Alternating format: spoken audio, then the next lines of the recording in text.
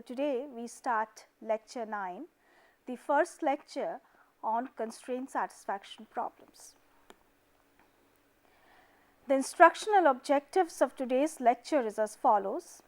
The students will be to the class of problems which we call constraint satisfaction problems. The students will learn how different types of constraints can be expressed in a formal manner. The students will learn how constraint satisfaction problems can be modeled as search problems, and they will also see how depth first search can be used with backtracking to solve these problems. We will also discuss how different heuristics can be used to make this search process more efficient. The students should be able to cast different types of constraint satisfaction problems as search problems in this framework. Many problems that occur in artificial intelligence as well as in many other areas of computer science are different types of constraint satisfaction problems. Many of you must be familiar with the satisfiability problem, the 3SAT. You are given a propositional formula and you want to know whether this formula is satisfiable. That is, does there exist an assignment of values to the different propositions so that the formula evaluates to true. So, satisfiability problem is a type of constraint satisfaction problem. Every variable can take exactly one value, true or false, and the formula must evaluate to true. So, if you have a formula which is a conjunction of different clauses, then each of these different clauses must be individually true for the entire formula to be true. Different types of scheduling problem like the timetabling problem, different types of job shop scheduling, they can also be looked upon as constraint satisfaction problems. There can be different constraints among the different jobs. For example, job 1 may need to precede job 5. So, the precedence relationships among the jobs impose constraints among these jobs. Other types of constraints can also be imposed. For example, in the timetabling problem, our objective is we are given a list of classrooms, a list of courses, a list of teachers and students taking the courses. Our objective is to schedule courses to time slots and to classrooms, so that at any time slot not more than one class can be scheduled at a classroom at a given time slot. A teacher at the same time slot cannot be teaching two courses. A student at a same time slot cannot be taking two courses. So, these are the different types of constraints in the timetabling problem. There are other problems like supply chain management, the graph coloring problem, which we will talk about in a little bit more detail today. Then there is constraint satisfaction arising in machine vision, in the age detection, walls filtering, and then different types of puzzles can also be looked upon as constraint satisfaction problems. Many of you have worked on crossword puzzles. You are given a rectangular grid and you have to fill up words row wise and column wise, right? And there are constraints because several words may share a common letter. So, formally a constraint satisfaction problem consists of a set of variables x So, these are the variables x. For each variable xi belonging to x, xi, the variable xi can take its values from a domain di. Di is a finite set of possible values. So, we assume today that the domain of every variable is discrete and finite. We are also given a set of constraints restricting tuples of values. For example, we can have binary constraints. We may say that x5 and x7 cannot take the same value. So, this is an example of a binary constraint, or we can say that the value of xi must be numerically less than the value of the variable xj. So, these are binary constraints. Unary constraints means constraints involving a single variable. We may say that xi must take values which are only odd integers. So, we can have unary constraints, we can have binary constraints, we may even have constraints involving more than two variables. However, we will discuss constraints mainly involving two variables or binary constraints in today's class, and we will later discuss how other types of constraints can be formulated in this term. So, if the constraints concern only pairs of values, we have a binary constraint satisfaction problem. A solution to a constraint satisfaction problem is an assignment of a value to each of the variables xi. So, each variable xi can take values from its domain di, and assignment of values to each of these variables which does not violate any of the constraints is a solution of the constraint satisfaction problem. Let us look at an example of a graph coloring problem or a map coloring problem.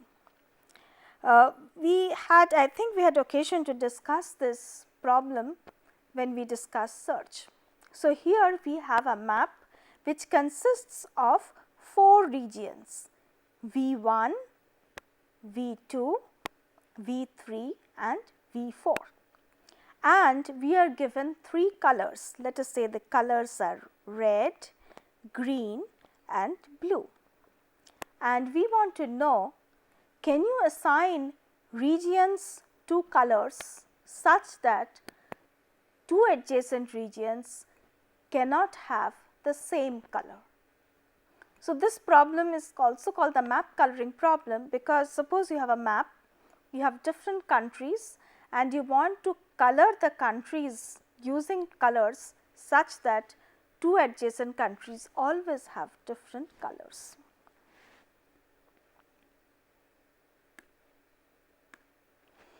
A related problem is the graph coloring problem. In fact, a map coloring problem can be transformed to an instance of a graph coloring problem involving a planar graph. So, if we look back at the previous slide, we see that V1 is adjacent to V2, V3 and V4. V2 is adjacent to V1 and V3. V3 is adjacent to V2, V1 and V4. V4 is adjacent to V1 and V3. We can model V1, V2, V3, V4 as the vertices of the graph, and we have an edge between two nodes if V1 is adjacent to V2. So, we have an instance of a graph coloring problem where we want to assign colors to the vertices of the graph such that two adjacent vertices do not have the same color. So, we have a variable for each node, and the domain for each of the variables is the colors red, green and blue. V1 can be red, green or blue, V2 can be red, green or blue, V3 can be red, green or blue, V4 can be red, green or blue and so on. So, there is a constraint on each edge, all constraints are of the form that the color on one end point of this edge should be different from the color at the other end point of this edge. So, these two nodes must be V1 and V4 must have different colors, V1 and V2 must have different colors, V2 and V4 must have different colors, and so on. The solution to this problem gives a coloring of the vertices. This is an example of a binary CSP. Similarly, the satisfiability of propositional formula can be also looked upon as a constraint satisfaction problem. So, we have a variable in the satisfiability problem. In the formula we have different variables corresponding to each of these variables of a variable in the CSP problem. The domain of each of the variables is either true or false. A proposition can be either true or false. The constraint corresponds to each clause. We disallow tuples which falsifies the clause. So, if we have a clause, let us say we have a clause x1 or x2 bar. So, we cannot have the situation where x1 is 0 and x2 is 1. If x1 is 0 and x2 is 1, then this clause will not be satisfiable, and therefore, if we have a conjunction of clauses, the entire conjunction cannot be satisfiable. So, here the constraints are, we cannot have, for each clause we must disallow those tuples such that the clause is falsified.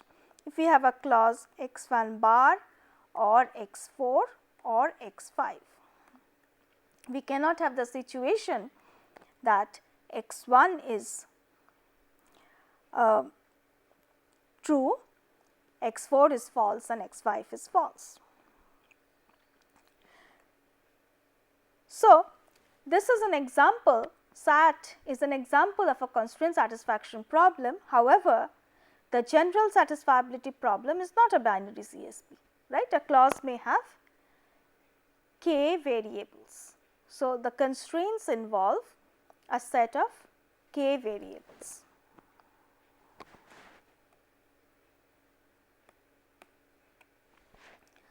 Thirdly, let us look at the n queens problem, which we also discussed earlier. We are given a chessboard, 8 by 8 chessboard, and we have to place 8 queens in the chessboard so that no two queens attack each other. So, we can formulate this problem in this way. We have 8 variables representing the positions of the 8 queens. You see, 2 queens cannot be in the same row. So, let us say that x1 is the queen in the first row, x2 is the queen in the second row, x3 is the queen in the third row. There has to be exactly one queen per row. So, let x1 denote the position of the queen, that is the column position of the queen in the first row, x2 denote the column position of the second queen in the second row. Now, because no two queens attack each other, xi has the domain of xi is 1, 2, 3, 4 up to 8 for each position in the row. The constraints are, for any different I and j, xi should not be equal to xj, because we cannot have two queens in the same column, right. So, each of these variables must have a different value. Also, two queens cannot be in the same column. So, xi minus xj cannot be equal to I minus j, or xj minus xi cannot be equal to I minus j. That is, the queens cannot be either in the right diagonal or in the left diagonal. So, these are the constraints for the n queens problem, or its variation, the 8 queens problem. And this is the same statement that we have seen. So, a CSP, to summarize, consists of a set of variables x consisting of x1, x2 up to xn. Each variable xi has a domain di from which it takes values. Di is a finite set of possible values. We have a set of constraints restricting the tuples of values, and a solution is an assignment of a value in di to each variable xi such that every constraint is satisfied. So, let us formally define what we mean by constraints. A constraint C I j k dot dot dot involving the variables xi, xj, xk and etc. So, constraint can involve a single variable, it is called a unary constraint. Unary constraints basically restricts the domain. We can have binary constraints which involve two variables, ternary constraints involving 3 variables, k-RE constraints in general involving k variables. So, a constraint Cij dot dot dot involves the variables xi, xj, xk etc. It is any subset of combinations of values from the domains of these variables xi, xj, xk which are allowed. That is, this constraint specifies that a subset of the Cartesian product of di, dj and dk are allowed sets. So, there are different ways in which we can express such constraints. We can specify which are the valid tuples. For example, we can say that suppose d1 and d2 are same and they are 1, 2 and 3. Then let us say that we said that the valid tuples are 1, 2, 1, 3, 2, 1, 2, 3, 3, 1, 3, 2. The rest of the tuples are invalid. Or we can specify constraints like x1 is not equal to x2, or constraints like x1 less than x2 or x1 equal to x2 plus 1 and so on. So, there are different ways in which constraints can be expressed. Another example, cryptarithmetic is a type of puzzle. We have every letter standing for a digit and every letter stands for a different digit. We have to find an assignment of letters to digits such that a given arithmetic formula is correct. For example, we have this formula send plus more equal to money, and the variables are d, e, m, n, o, r, s, y, and the domains of these variables are, or rather domains for d, e, n, o, r, y are 0 to 9, any of the digits from 0 to 9. S, m and m, S and m cannot be 0. So, S and m must have values from 1 to 9, and each of these variables must have different values. We want to know if there is a solution to this problem. That is there an assignment of values to each of these variables such that this arithmetic expression is correct. So, how do we specify the constraint for this cryptarithmetic problem? We can write one long constraint for the sum, 1000 into s plus 100 times e plus 10 times n plus d plus 1000 times m plus 100 times o plus 10 times r plus e equal to 10,000 m plus 1000 o plus 100 n plus 10 e plus y. Okay. So, this is the sum constraint, but there are other constraints. We have to specify that s is not equal to e, s is not equal to o, s is not equal to r, s is not equal to n, m is not equal to o and so on. Or we can express it as a single constraint on all the variables. We can say that the values of each of these variables must be different by saying all different d, e, m, n, o, r, s, y. These two constraints, the sum constraint and this constraint together precisely characterize this problem. Now, let us see that constraint satisfaction problems can be looked upon as search problems. It is a kind of search in which a state is not indivisible. A state in these problems, we will look at the formulation, a state consists of assignments of values to the different variables. So, state is factorized into the states of the different variables inside the state. The search involves finding an assignment of values to these variables, finding that state which corresponds to a particular assignment of values to these variables. So, these constraints provide the structure to the state space, and we will discuss that backtracking algorithms, which can be very well done with depth first search, can work well for these problems. And we can use other methods along with backtracking, including constraint propagation, variable ordering, and different pre-processing steps to make the search more efficient. Now, let us see how CSP can be looked upon as a search problem. The states are the nodes in the graph, the operators are the arcs between the nodes, and then we have to know what are the initial state and what are the goal states. For example, suppose we take this problem, the n queens problem for n equal to 4, and for this problem the initial state is the state where none of the variables assign values, that is, we have not placed any queens in the board, right. The neighbors are the cases where the first queen is assigned. The first queen can be assigned either here or here or here or here. So, let us say the first queen corresponds to the first column.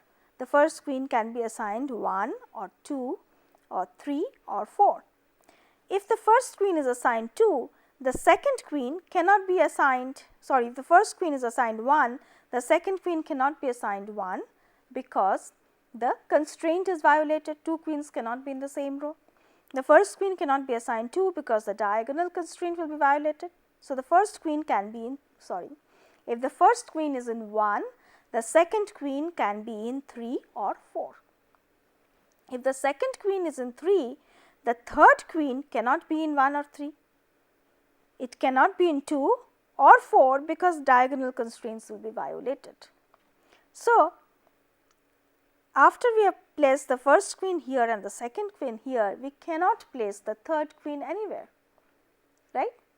If we cannot place the third queen anywhere, wherever we place the fourth queen, the problem cannot be satisfied because the constraint of third queen is violated. So, this is a this path is fruitless. So, we can terminate search below this. Okay.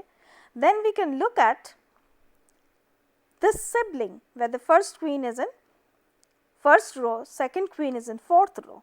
Now, the third queen can be placed neither in 1 nor in 4 nor in 3, but only in 2.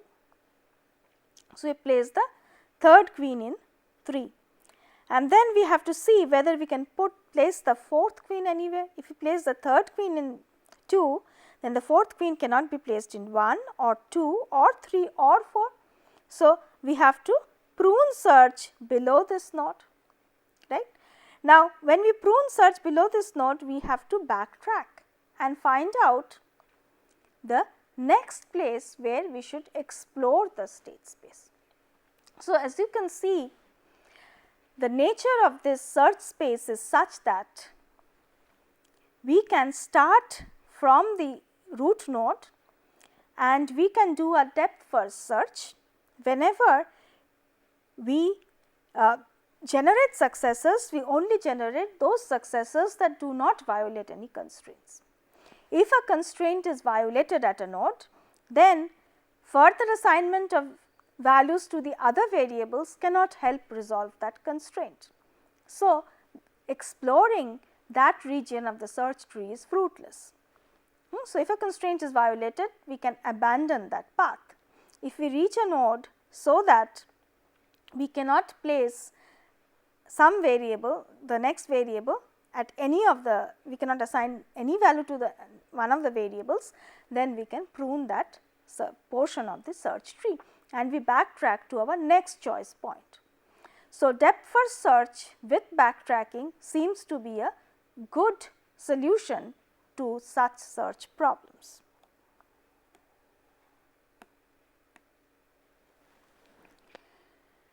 Now, as we mentioned that binary CSPs are the special types of constraint satisfaction problem which involve constraints between two variables.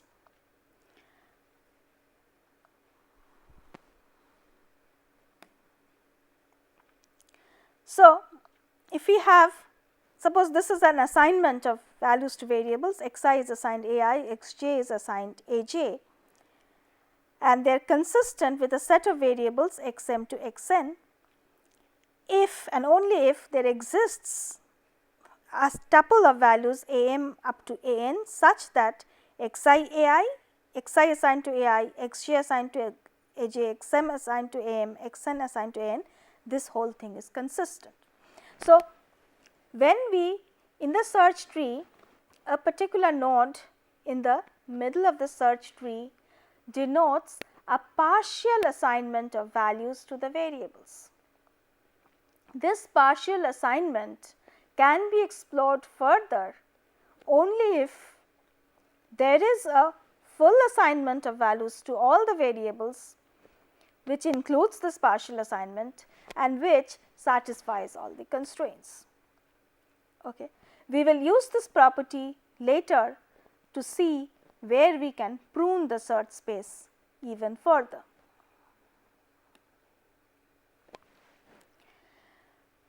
So, when we have a constraint satisfaction problem, we can look upon this as a search problem, and depth first search seems to be a very nice, very good technique to solve such search problems. But if we are able to propagate constraints, then we can improve the efficiency of the search. And we will discuss today and the next class different ways of constraint propagation, including forward checking and maintenance of arc consistency.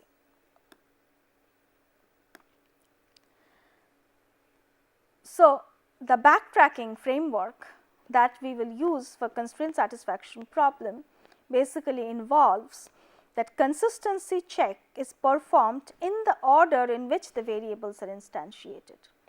Whenever we instantiate a variable, we may check its consistency with respect to the variables that we have already assigned. If the consistency check fails at a particular point, we look at the next possible value of the current variable.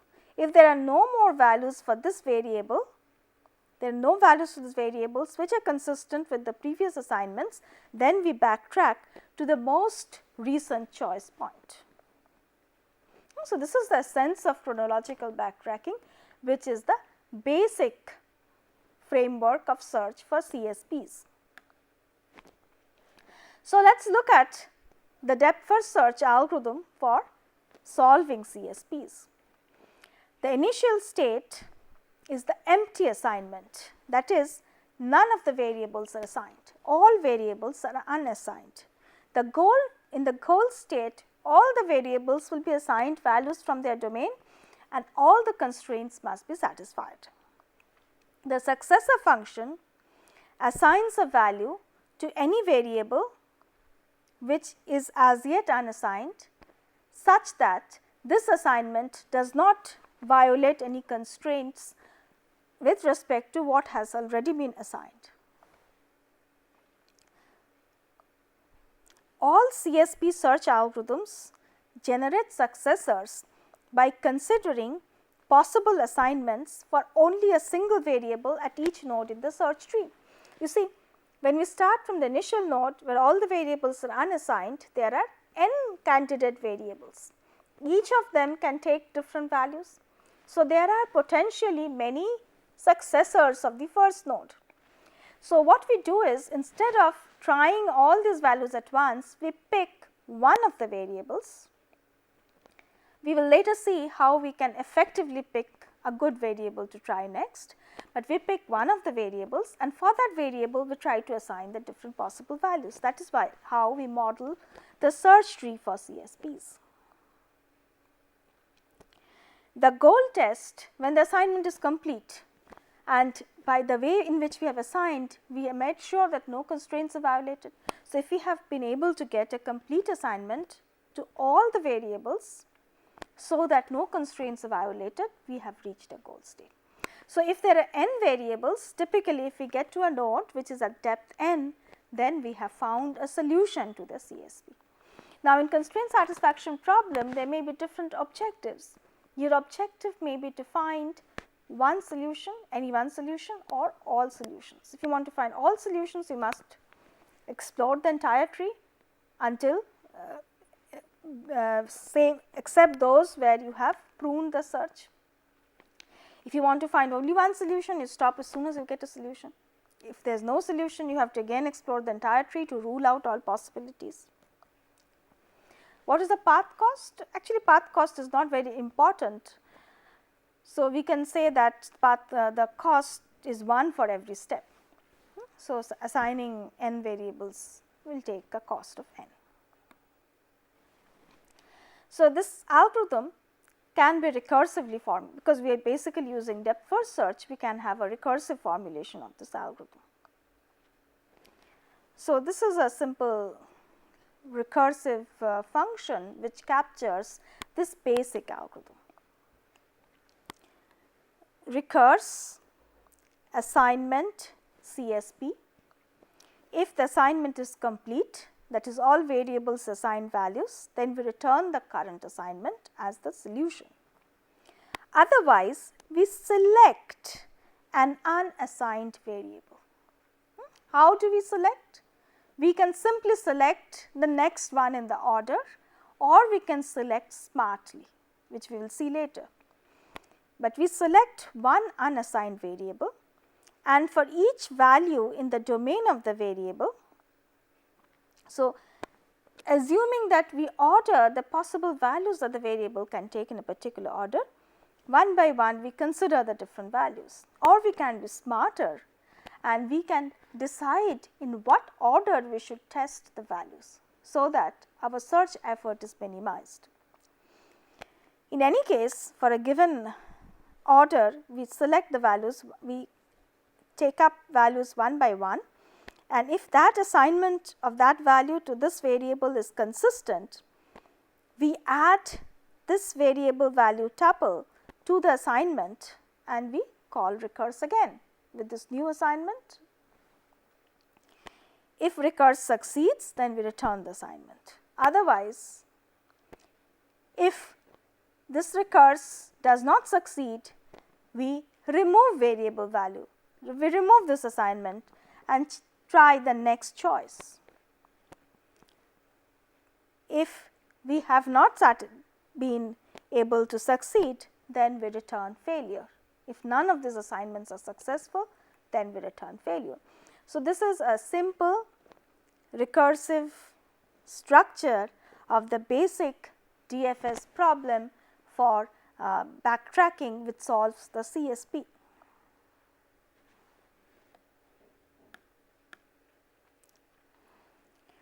Now, if we want to consider the efficiency of the CSP problem, there are various things that we can consider. Which variable should we assign next? Among the unassigned variables so far, which variable should we pick next? And then for a given choice of variable, in what order should the values of the variables be tried? Secondly, how does the assignment to the current variable influence the assignment for other unassigned variables? So, if the current variable is given a certain assignment, that will affect the assignment of values to the other variables, because the constraints that are imposed by this current assignment is carried over to the other variables. It further constrains other variables, including the currently unassigned variables. So, we may have to consider this effect in deciding which variable or which variable value pair we will try next. Thirdly, when a path fails, suppose at a particular point there is a failure, there is an inconsistency, can the search avoid repeating this failure in subsequent paths? So, these are the issues that we will discuss. So, some of these issues we will discuss today in order to see how we can try to make this search more efficient. You see, we have discussed heuristic search, different types of heuristics. In CSP, we do not normally use heuristics. Instead, we try to see how these issues can be tackled, and these issues have the effect of reducing, of improving search efficiency. So, first let us take up the issue of variable ordering. When we want to select the next unassigned variable, we can use this following heuristic, which is called the minimum remaining value heuristic, or which is also called the most constrained variable heuristic, which states choose the variable with the fewest legal values. You see, every variable has a domain to start with. Now, when we assign values to some of the variables, the domain of the other variables get restricted. Suppose V1 and V2 are adjacent in the graph coloring problem. If I assign V1 to red, V2 could initially be either red or green or blue, but if V1 is assigned red and V2 is adjacent to V1, V2 cannot be red. So, V2 must be either green or blue. If V2 is also adjacent to V3 and V3 is green, then V2 also cannot be green. So, V2 cannot be red or green, it has to be only blue if at all. So, the domain of V2 has got restricted. Now, after we have made partial assignment to some of the variables, we look at the remaining variables and their valid domain with respect to the current assignment. We choose that variable whose domain is smallest. Suppose V2 has only one value in its domain, blue. So, we can just assign V2 to blue, that is the only choice, right. So, we choose the variable which has the least number of legal values. In the beginning, suppose when we have not assigned any variable to any value, we can use another heuristic which is called the degree heuristic. In the degree heuristic, we select the variable which is involved in the largest number of constraints with other unassigned variables. You see, we select variables one by one, but finally we have to select all the variables. If we choose to select a variable so that it constrains severely the domains of the other unassigned variables, it can help to reduce future search. So, the degree heuristic is useful, especially in the beginning, or in cases even though the minimum remaining value heuristic is a very good heuristic and we usually try it first, but we can use the degree heuristic to resolve ties between two variables which has the same importance according to this factor, according to the MRV heuristic. So, minimum remaining value heuristic or the most constrained variable heuristic is a heuristic which is used for choosing the next variable to assign, and it is very effective. If you run different instances of constraint satisfaction problem, you can test the effectiveness of this heuristic. The degree heuristic is also useful and is often used to break ties. Next, once we have picked which variable to try, let us consider the order in which we will consider the values that we will assign to the heuristics. Here the heuristic is that is used is called the least constraining value heuristic. We prefer to first try that value that rules out the fewest choices for the neighboring variables in the constraint graph. So, we will choose the values one by one. So, first time when we choose a value, and suppose our objective is to find one solution to the CSP problem, then we will be very happy if we quickly reach a solution, because after that we can stop our search. Of course, in those cases where we want all the solutions, or in those cases where a solution does not exist and we have to look through the entire search space, the order in which we choose the values really do not matter, because we have to go through the entire search space.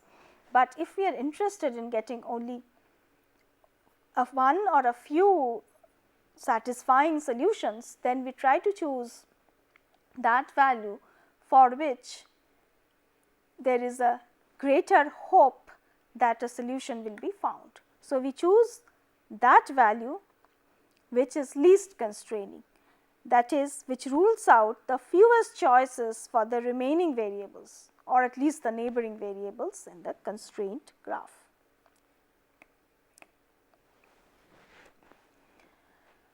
Secondly, we will talk about it very briefly.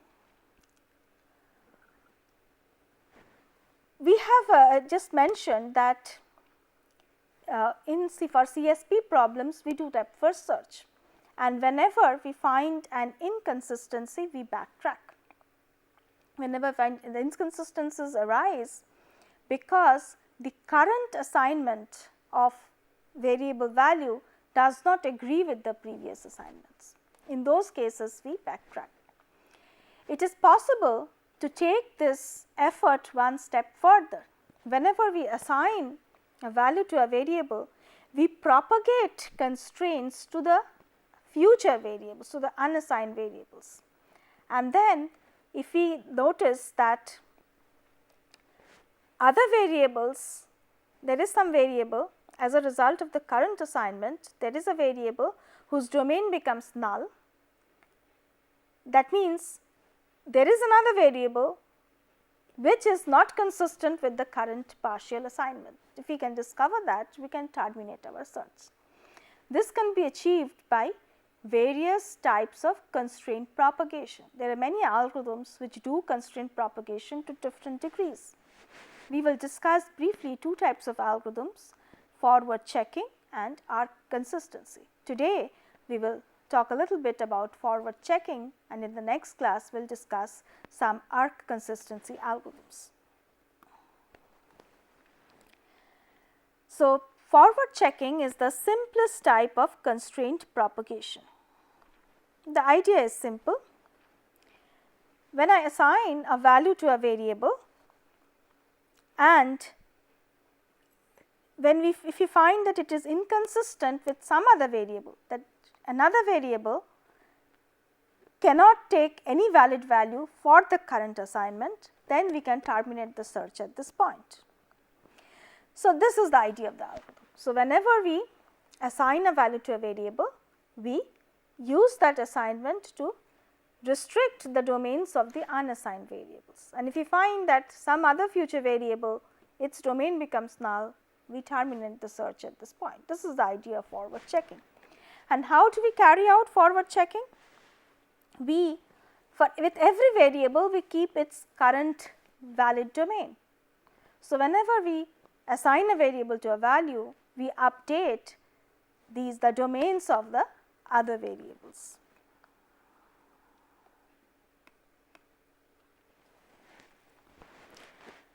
So, we use a data structure. The data structure is, for every variable xi we maintain its current domain CDI. Initially CDI is equal to the whole domain of the variable, that CDI equal to DI to start with.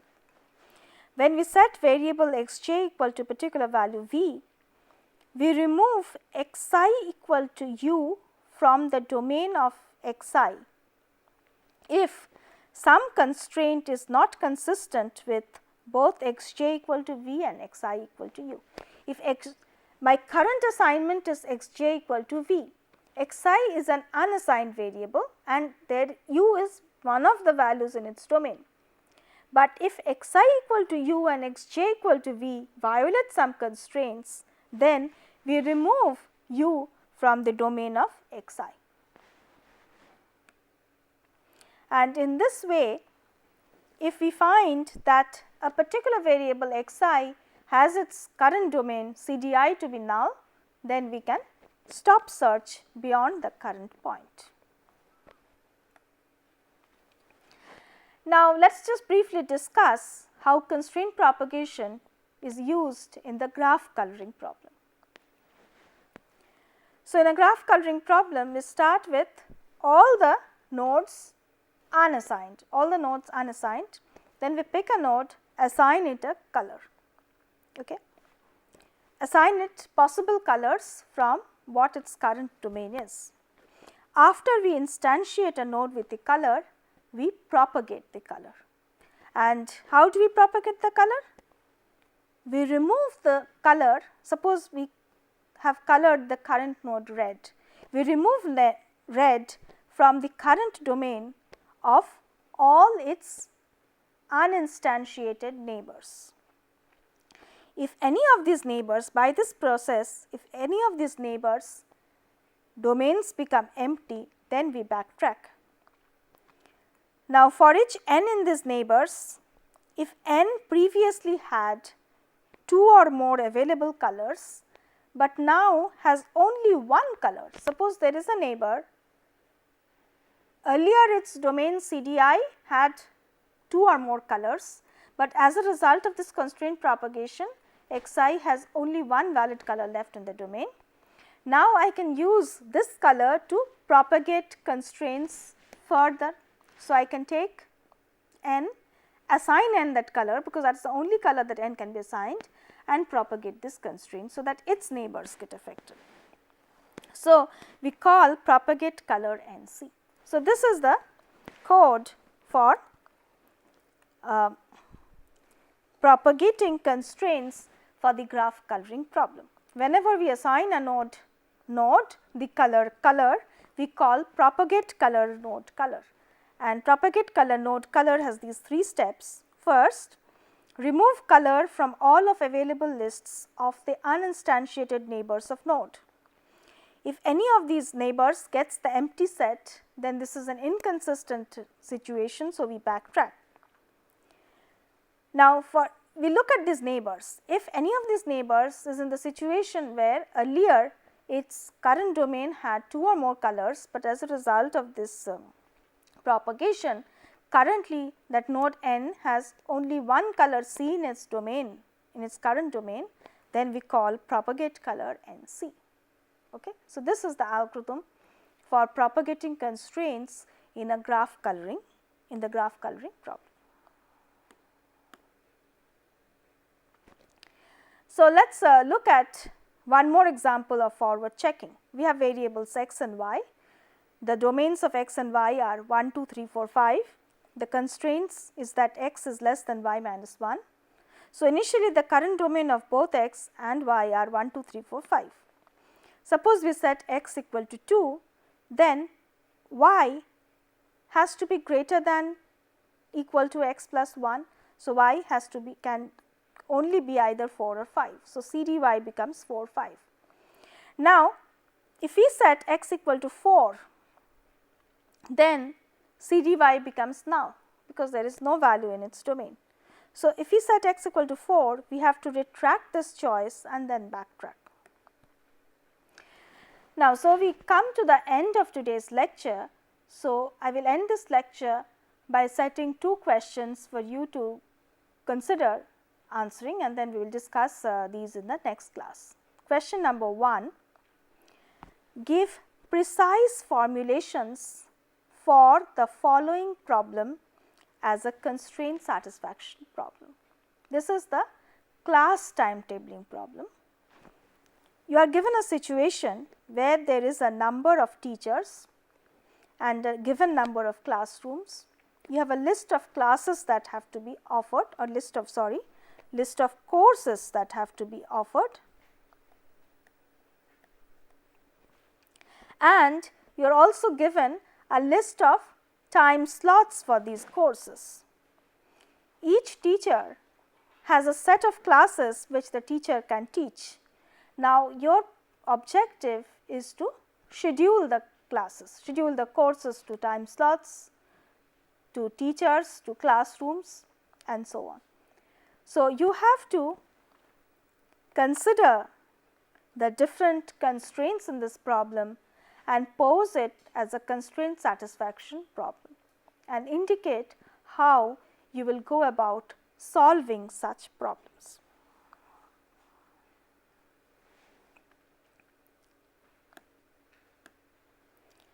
question 2, you are given the following crypt arithmetic problem that we discussed: send plus more equal to money.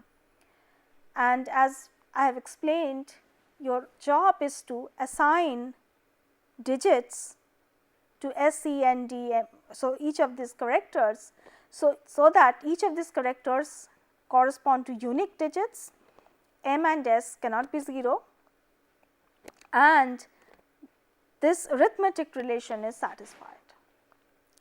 Now, you have to, we have already seen how we can pose this as a constraint satisfaction problem.